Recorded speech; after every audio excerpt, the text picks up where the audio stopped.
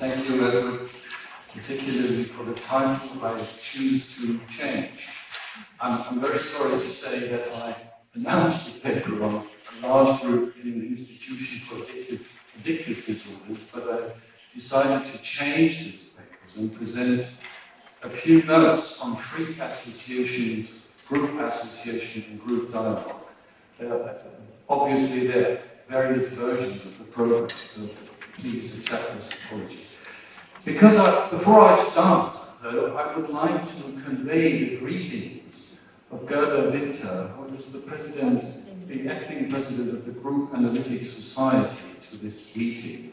Gerda once gives us the greetings and wishes us well.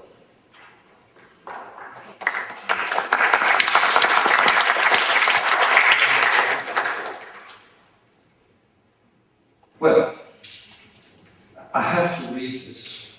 From the very beginning of his career, Patrick de Maré had been an active collaborator of Sigmund Heinrich Fuchs. He participated, for instance, in the early discussion group on communication at the first Congress on Mental Health in London in August 1948. And as can be discerned from his papers, he was a very careful reader of Fuchs's, with a sometimes almost uncanny ability to grasp the essence of his thinking. In his book on Koinonia, written together with Robin Piper and Sheila Thompson, with unfailing intuition, he singled out the two most important conceptual pillars of Fuchs's group analytic thinking, namely localization and free. It remains a mystery, at least to me, how he could have known for sure that it was this concept which actually provoked Fuchs's interest in groups. His inference is nonetheless absolutely appropriate, because as a concept, localization captured the gist of what Fuchs had learned from Goldstein's neurobiology. In this respect, Rocco Pisani has rightly pointed out that what Patrick had picked up from Fuchs was first of all his idea of a location in psychic disturbances. Accordingly, to locate the patient's psychic disturbance in his total life situation became the starting point for the Maré's group analytic thinking and remained a focus throughout. However, as a critical reader of Fuchs, he did not content himself to turn Fuchsian innovations into formulas. He questioned them and sought for adequate interpretations.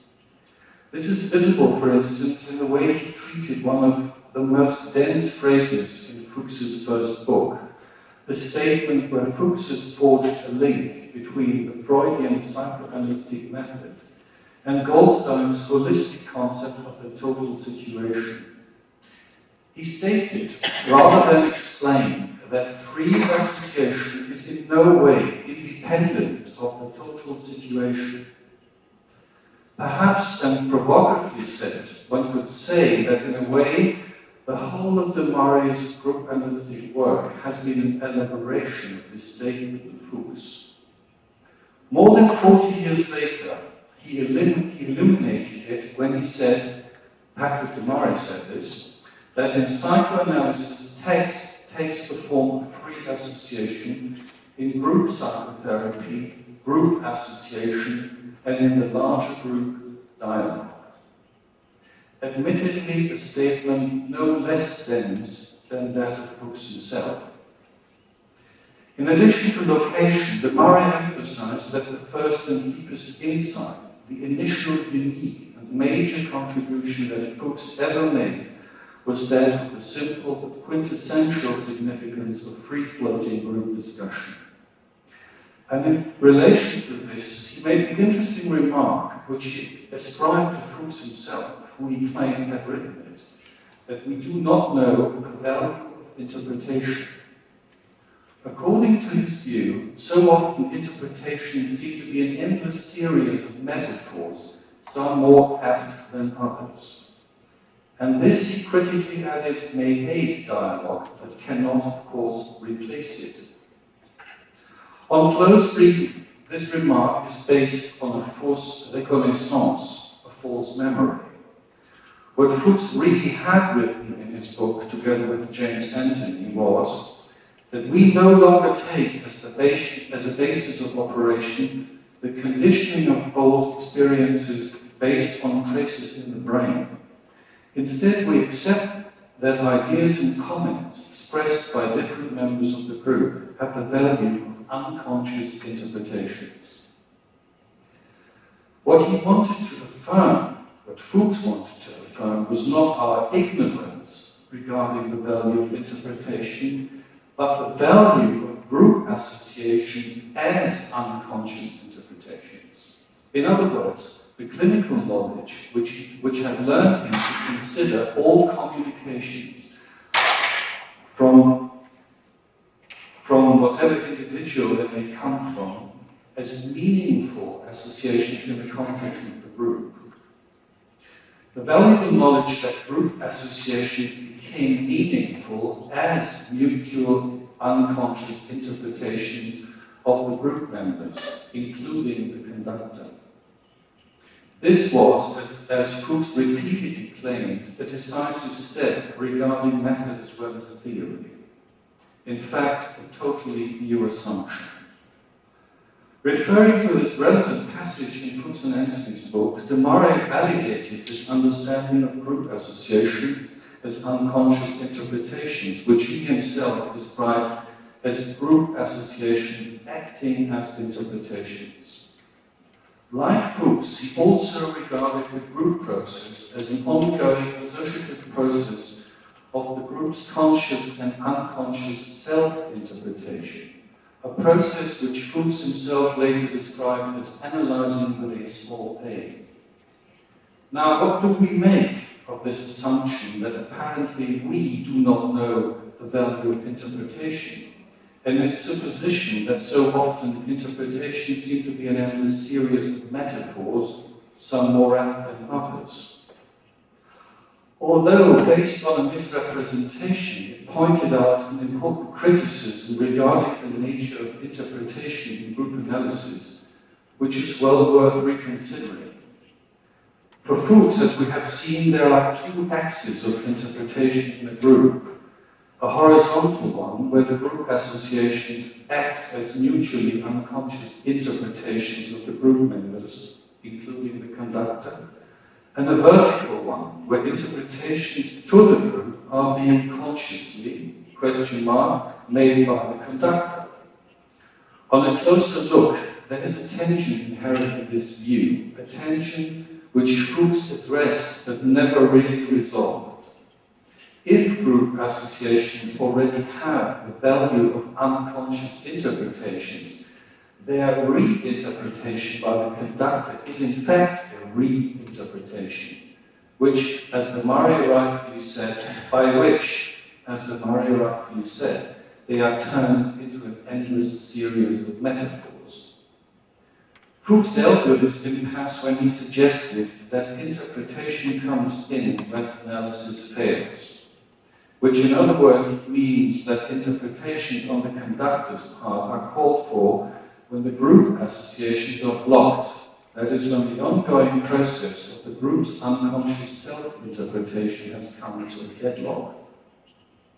In this context, it should be mentioned that Fuchs's and later de Maré were not the only analysts to have noticed the impasse of interpretation in the analytic field. Another one was Jacques Lacan, who struggled with the problem of interpretation in psychoanalysis, interestingly on the very same ground and for the very same reason as Fuchs. This can be demonstrated, for instance, in his rereading of Freud's case history of little Hans. In Lacan's reading, the child's false phobia was not just a symptom waiting to be interpreted by the analyst, but already an interpretation on the part of little Hans, the child's own unconscious interpretation of the family dynamic. In other words, not a symptom awaiting signification, but a signifier waiting to be set in motion. Therefore, a correspondence exists between Fuchs's plea that group analytic psychotherapy is not a hunt for unconscious meaning, and Lacan's cautioning not to close the analysand's unfolding associations by untimely interpretations of their supposedly unconscious meaning. It is obvious that Fuchs and Lacan, as two Freudian analysts of roughly the same generation, share a common clinical concern and reservation towards the classical use of interpretation in psychoanalysis, a concern that influenced the group analytic work of Fuchs and also of Maré.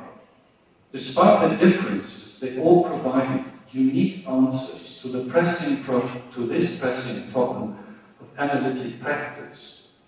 Lacan most radically by insisting that to interpret in psychoanalysis is not to uncover the hidden meaning of the analysand's speech. You tell me this, and I tell you what it really means. But a mere quotation, a punctuation of the grammatical, logical, and homophonic ambiguities of her strictly verbal utterances. And Fuchs, by recommending that in group analysis, interpretation comes in when analysis fails, and de Maré by inventing group dialogue. The median and the large group setting, de Maré claimed, have liberated group analysis from the confines of the familiocentric group. In the larger setting, he said, the group acquires another range of meanings and cultural context becomes the central issue. What is created in and by this context or setting is a new form of text, he assumed, a text he described as group dialogue. Conceptually, the notion of group dialogue then supplements Freud's concept of free association and Fuchs's concept of group association, which belong to the psychoanalytic situation and the small group setting. We may note here that de Maré again made use of a very Fuchsian and originally Bolzano-Bozen idea, which he then expanded, namely that a particular social situation creates a specific dynamic and also specific forms of text and meaning. While the former aspect was elaborated by Fuchs, the latter was not. We find this figure of thinking repeated in the conception of group dialogue when de Maré says, I quote, the phenomenon of group associations acting as interpretations, already noted by Fuchs, is seen even more closely in larger groups and permits a process of expansion in which interpretations are arrived at in a rounded fashion by dialogue itself. From this passage, we can see that the notion of group dialogue builds on Fuchs's original insight of group associations acting as unconscious interpretations. However, the conclusion that interpretations are arrived at in a rounded fashion by dialogue itself is clearly from de Maré. How shall we comprehend this? Dialogue as a concept is perhaps best be approached by comparing it to language. According to de Maré, language itself is not dialogue, since language is structure and dialogue is a process. Dialogue as a process, he said, is a continuous critique of language. This conception of dialogue as a critique of language, we may say, is de Maré's answer to the impasse of interpretation in group analysis. Unlike interpretation in individual psychoanalysis and in the small group, dialogue in the median and large groups functions without final truths. In conclusion, as a continuous critique of language, it functions without any final truth.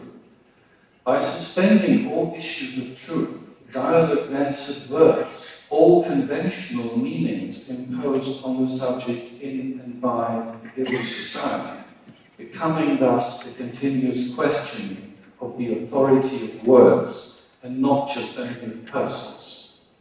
Thereby, dialogue transcends the search for yet another and more correct interpretation. It is, as de Maré said, an exercise in speech which creates generability, shareability, and bears meaning.